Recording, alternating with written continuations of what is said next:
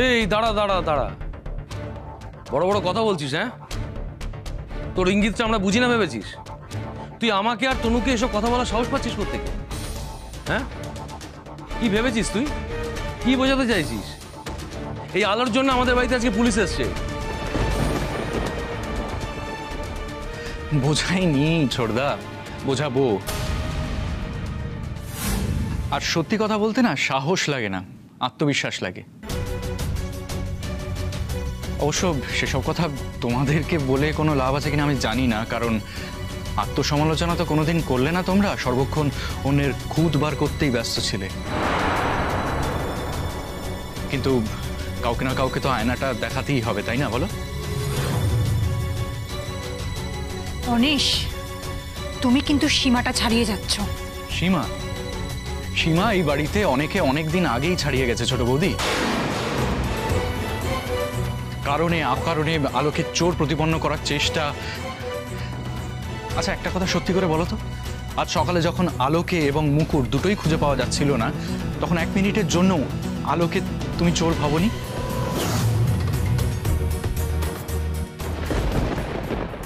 উমা, এ কি শুনছি দিদি ভাই?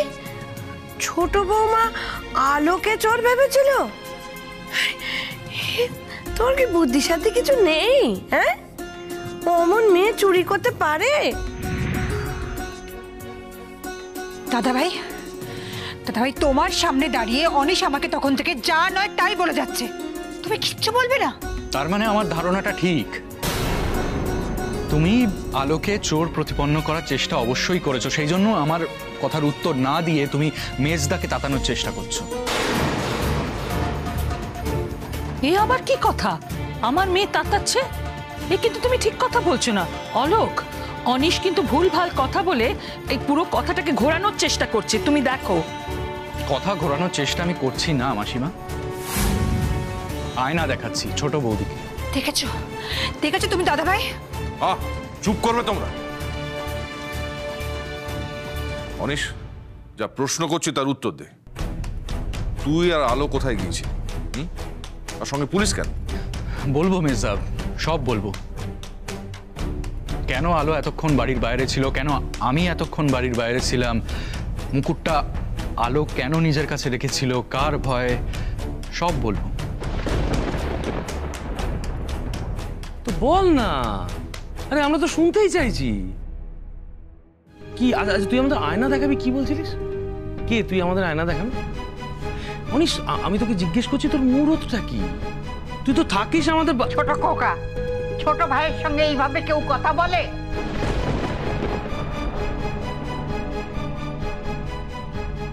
বাবা বাবা বাবা, মা ভালো বললে তো এটা। আর ও যে দাদা আর ছোট বৌদির সঙ্গে এভাবে কথা বলছে সেবেলা কিছু না। আচ্ছা মা একটা কথা বলো তো, এই যে মুকুট হারানো বা চুরি যেটাই বলো না কেন, তার সঙ্গে আমাদের কি সম্পর্ক বলো তো? পুলিশ আঙ্কেল, ও পুলিশ আঙ্কেল, দীপু দাদাকে ভেতরে আনতে বলো না গো।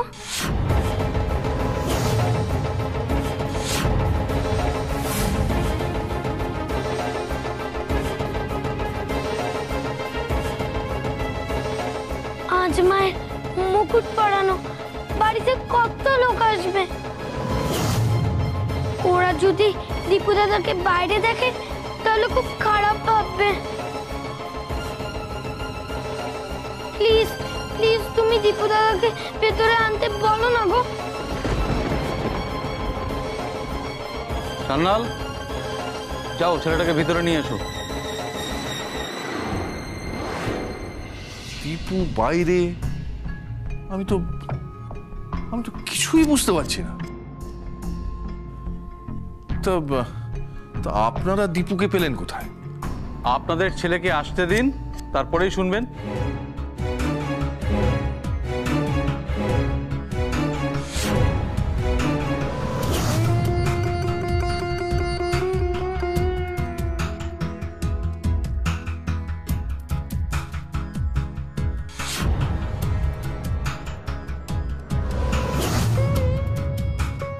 কি ব্যাপার দীপু, কি করেছো তুমি? সুদিন, দীপু যে সকাল থেকে বাড়িতে নেই এই কথাটা আমায় কেউ জানায়নি কেন? না মানে দাদা ভাই আমি নিজেও ঠিক জানি না কি। জানতিস না তাই তো? বাহ, নিজের ছেলে কোথায় থাকে কি করে কিছুই খবর রাখিস না, কিছুই জানিস না। তুমি জানতে দীপু কোথায় ছিল সকাল থেকে? দীপু দীপু তুই কোথায় গেছিলিস বাবা? তুই জানিস সকাল থেকে আমি আর তোর দিদুন মিলে তোকে কতখানি খুঁজছিলাম। একবার বলে যাবে তো আমাদেরকে, জানিস না চিন্তা হয় আমাদের। কি হয়েছে তোর বলবি তো আমাকে? কি হচ্ছে মাথা নিচু করে দাঁড়িয়েছিস কেন, বল আমাকে। কি হলো দীপু, কথা কানে যাচ্ছে না? মা কি প্রশ্ন করছে তার উত্তর দাও। তুমি এমন কি করেছো যে পুলিশকে তোমাকে নিয়ে আসতে হলো? মেশো, দীপু দাদা একটা অন্যায় করে ফেলেছে গো।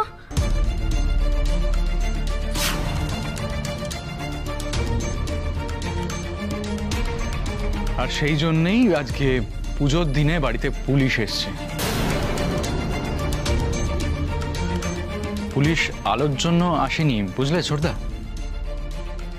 স্পষ্ট করে বল আলো, কি অন্যায় করেছে আমার দীপু?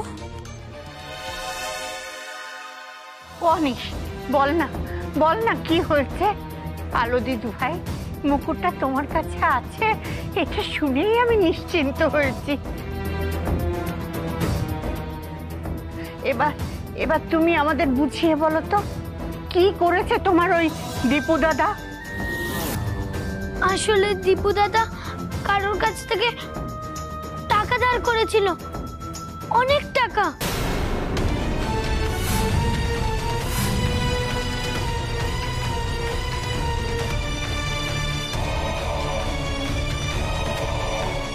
টাকা ধার করেছে? সুদিন, তুই জানতিস কথা? না তো দাদা। বেশ, তোদের সঙ্গে এ নিয়ে পরে কথা বলবো। হ্যালো, তুমি বলো। দীপু দাদা মাঝের মধ্যে কারোর সঙ্গে ফোনে কথা বলতো, আমি দেখেছি।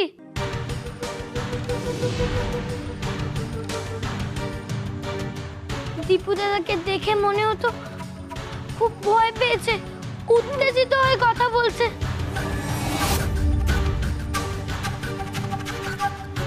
কিন্তু আমি তোমাদের সেটা কাউকে বলিনি। কেন বলনি দিদু ভাই? যদি তোমরা দীপু দাদাকে বকো তাই। এই তো কদিন আগে যখন দীপু দাদা ফোনে কথা বলছিল আমি সব শুনে ফেলেছিলাম। ওরা দীপু দাদাকে ভয় দেখাচ্ছিল। অতগুলো টাকা জোগাড় করা কি সম্ভব এত তাড়াতাড়ি? হ্যাঁ বলছি তো, দিয়ে দেবো।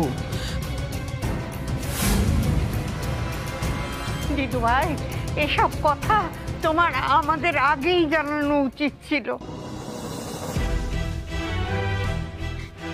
দীপু দাদা জেনে গেছিল গো ঠাম্মি যে আমি ওর কথা শুনে ফেলেছি। দীপু দাদা আমায় ভয় দেখিয়ে বলেছিল এইসব কথা যেন কাউকে না বলি।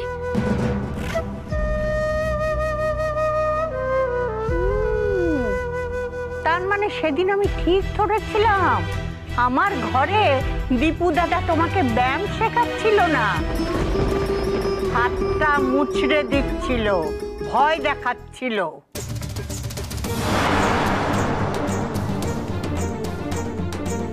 কি করছিস সেটা? ওর হাতটা এইভাবে ধরে আছিস কেন? ছেড়ে দে, ছেড়ে দে বলছি।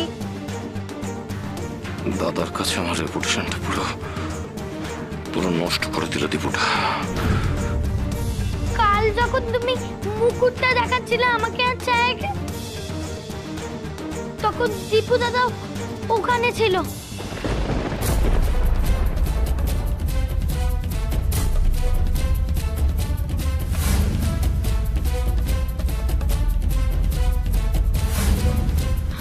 আমি দেখেছিলাম দীপু দাদা আড়াল থেকে দেখছিল।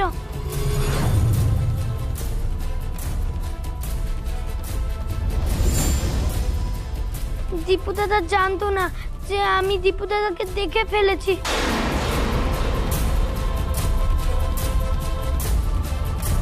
কিন্তু দীপু দাদা ওই মুকুটটার দিকে তাকাচ্ছে দেখে আমার খুব চিন্তা হলো। মনে হলো দীপু দাদা যদি ভয় পেয়ে ওই দুষ্টু লোকগুলো টাকা ফেরত দেওয়ার জন্য এই মুকুটটা নিয়ে নেয়।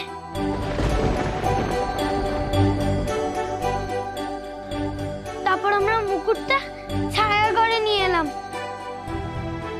আমি দেখেছি তখনও দীপু দাদা বাইরে থেকে দেখছিল। সেই জন্যই আমি জামা কাপড় রাখার সময় কাউকে কিছু না বলে মুকুটটা আমি আমার ব্যাগেই ভরে নিয়েছিলাম, কাউকে কিছু না বলে।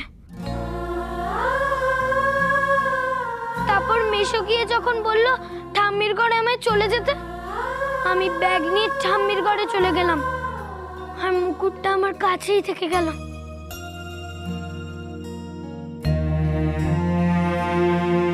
হায় ভগবান, এ আমি কি শুনছি? হ্যাঁ দীপু, তুমি এই বাড়ির ছেলে হয়ে ঠাকুরের গয়না চুরি করতে গেলে? ছি ছি ছি ছি ছি।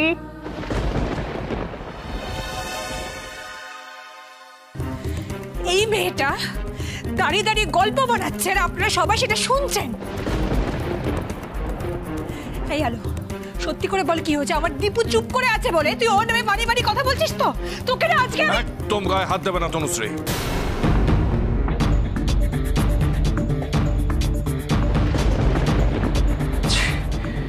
ও যা বলছে তা বলতে দাও।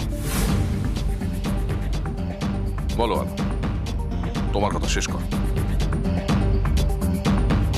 তাছাড়া তনুশ্রী, তোমার দীপু তো তোমার সামনেই আছে, আর তার নিজেকে ডিফেন্ড করার মতো যুক্তি যদি সংগ্রহে থাকে তাহলে সে নিজেই বলবে। তাছাড়া একটা কথা বোধহয় ভুলে যাচ্ছ, দীপু এমনি এমনি বাড়িতে আসেনি, দীপুকে নিয়ে আসা হয়েছে এবং দীপুকে নিয়ে এসেছে খোদ পুলিশ। ছি ছি ছি ছি, আজ পুজোর দিনে বাড়িতে পুলিশ এলো। আত্মীয় স্বজন পাড়া প্রতিবেশীর কাছে মাথাটা একেবারে হেঁট হয়ে গেল। বাকিটা বল আলো। তারপর রাত্রে যখন সবাই ঘুমিয়ে পড়ল, আমি ঠাম্মির ঘরের দরজার কাছে দাঁড়িয়ে দেখলাম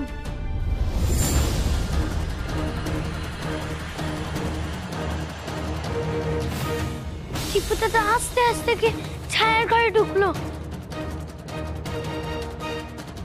কিছুক্ষণ পর মুকুটের বাক্স নিয়ে দীপু দাদা ঘর থেকে বেরিয়ে গেল।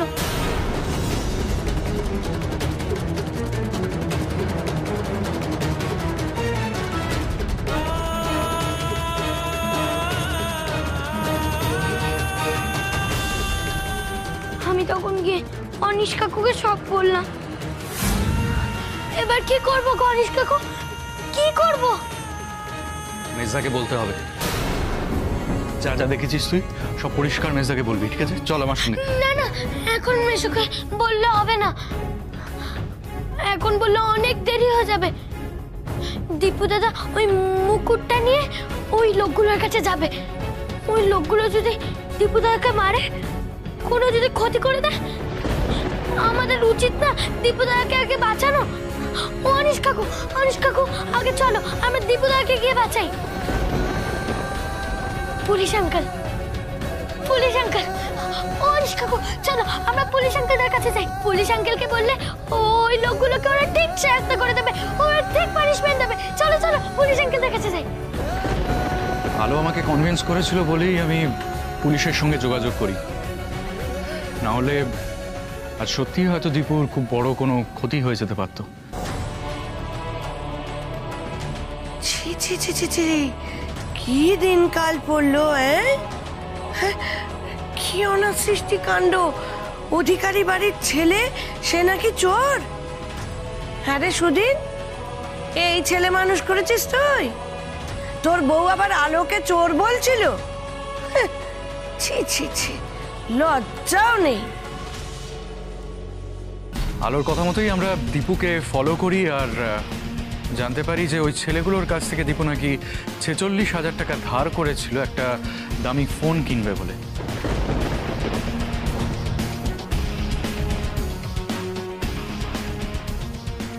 আমি আর অনিশ কাকু দেখেছি ওরা কি একটা দিয়ে ওই বাক্সটা খুলতে চাইছিল,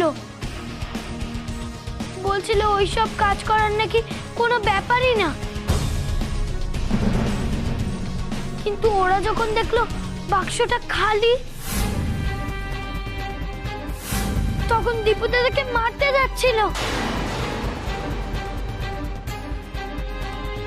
ভাগ্যিস সেই সময় পুলিশ আঙ্কেলরা ওখানে পৌঁছে গেল। এই সব কটাকে ভ্যানে তোলো, এইটুকুটুকু পুচকে ছেলে সব এখন থেকেই চুরি টাকাতে শিখে গেছে। তোলো সব কটাকে। চল চল।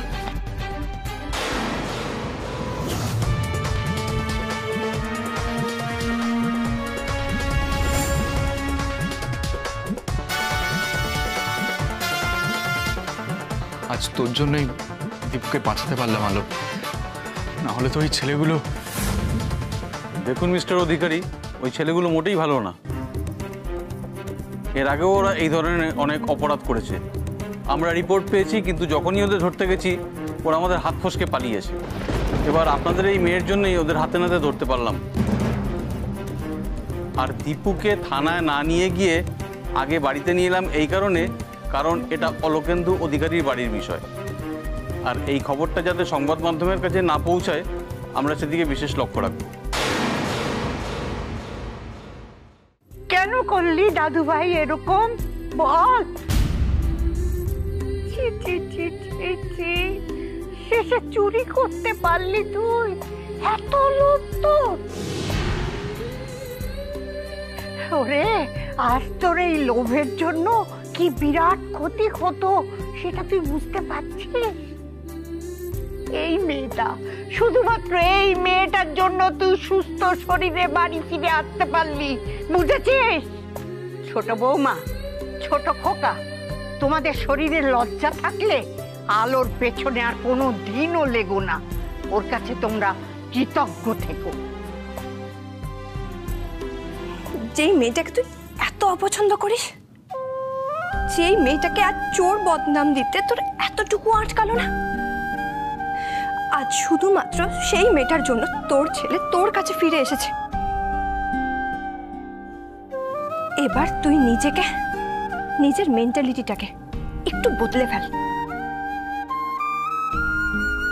এবার বুঝতে পারলে কেন বলেছিলাম একটু ভেবে মন্তব্য করতে, যাতে পরে পস্তাতে না হয়? ছোটদা, দাদা ভাই, আমি বলছিলাম যে দীপু যেটা করেছে সেটা। সুদিন, দীপু যেটা করেছে সেটা একটা গর্হিত অপরাধ। দীপু, তুই এরকম একটা জঘন্য কাজ করতে পারলি? জেঠুমনি, দীপু দাদা একটা ভুল করে ফেলেছে, ওকে তোমরা ক্ষমা করে দাও না গো। দেখবে দীপু দাদা আর কখনো এরকম কাজ করবে না। আসলে ভয় পেয়ে গিয়েছিল তো, তাই চুরি করেছে। দীপু দাদাকে শাস্তি দিও না গো। শোনো মা আমার কথা, শাস্তি কখনো কখনো মানুষের খারাপ ডেকে আনে না, তার ভালো করে। শাস্তি একটু বড় হলে বুঝতে পারবে মানুষকে সংশোধনের পথে নিয়ে যায়। আজ তোমার দীপু দাদা সম্পর্কে এখানে যা সিদ্ধান্ত হবে, জানবে ভবিষ্যতে তোমার দীপু দাদার ভালোর জন্যই তা হবে। মেজো, এবার তো তোকে একটা সিদ্ধান্ত নিতেই হয়। আগে পুজোটা ভালোই ভালো হয়ে যাক, তারপরে আমি আমার সিদ্ধান্ত জানাবো। তবে তার আগে তনুশ্রী, সুধীন, তোমাদের সঙ্গে আমি একবার কথা বলতে চাই। মা, এবার মুকুট পরানোর ব্যবস্থা করো। আলো যাও, আর অনিশ, দীপু, তোমরাও যাও। পরিষ্কার জামা কাপড় পরে মাকে মুকুটটা পরিয়ে দাও।